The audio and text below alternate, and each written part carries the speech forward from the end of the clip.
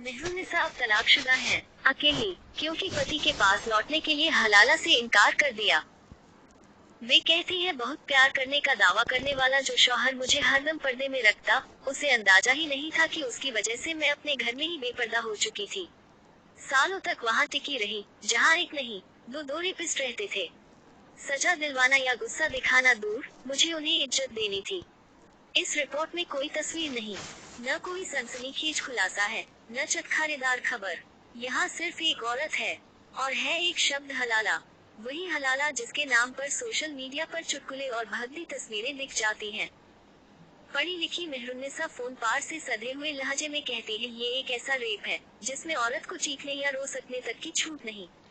कानूनी बैन के बाद भी 3 तलाक अब भी हो रहा है। साथ ही आ रहे हैं हलाला के मामले। कई जगहों पर परेशान औरतें थाने पहुंच रही हैं, वहीं ज्यादातर केस घर पर ही दब जाते हैं। मेहरुन्निसा ऐसा ही एक केस है। शादी के करीब 7 साल बाद पति ने चिड़चिड़ाहट और काम की थकान में पहली बार तलाक दे दिया। वे याद करती हैं, मायूसी और शर्म। बहुत दिनों तक मैं इन्हीं दो चीजों के बीच झूलती रही। मायके के जिस घर में मैंने पूरा बचपन निकाला, अब वो बदल चुका था। वहाँ मेरा कोई कमरा नहीं था, अम्मी पापा के कमरे में बैग रखा था। मैं ड्राइंग रूम में सोया करती। दिन भर खाली पड़े पड़े यहाँ से वहाँ घूमती रहती। ससुराल में नाखूनों पर आटा चिपके चिपके सख्त हो जाता। सब्जी की गंध मेरे पसीने की गंध बन चुकी थी। लेकिन मायके में कोई रसोई के काम को हाथ लगाने नहीं देता था।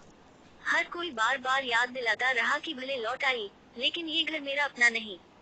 कभी न कभी मुझे यहाँ से जाना होगा। कब और कैसे, बस ये तय होना बाकी था। कश्मकश के इसी दौर में महीने भर बाद पहले पति का फोन आया। फिर वो खुद, गलती हो गई उन्होंने माफी मांगते हुए अम्मी पापा से कहा था।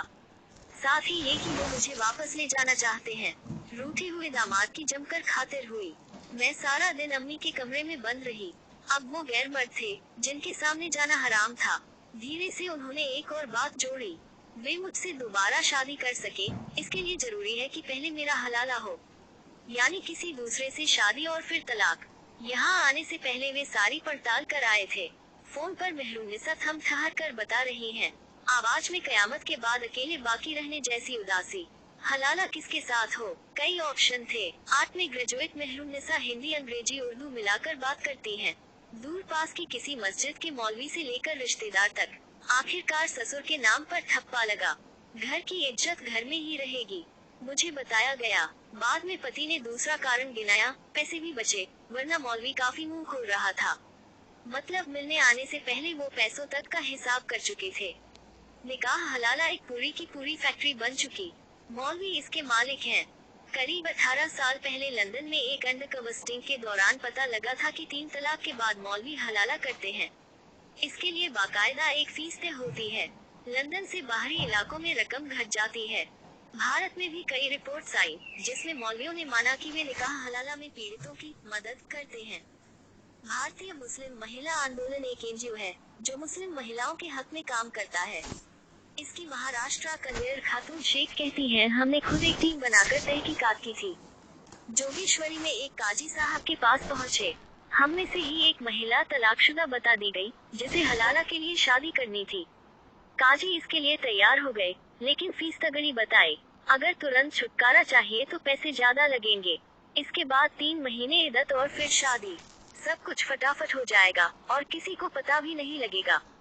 काजी मुस्कुराते हुए ऐसे बात कर रहे थे, जैसे दुकानदार अपना प्रोडक्ट बेच रहा हो। घर वाले राजी भी हो जाते हैं। कोशिश रहती है कि हलाला ऐसे आदमी के साथ हो जाए, जिससे औरत का रोज सामना न हो। खातून मानती है कि 3 तलाक भले ही खत्म हो गया हो, लेकिन ये और हलाला जैसी बातें लगातार हो रही हैं। हम औरतों की अदालत लगाते हैं, कोशिश करते हैं कि वे मजबूत बने। उन्हें समझाते हैं, बहुत सी मान जाती हैं, बहुत सी डरकर वही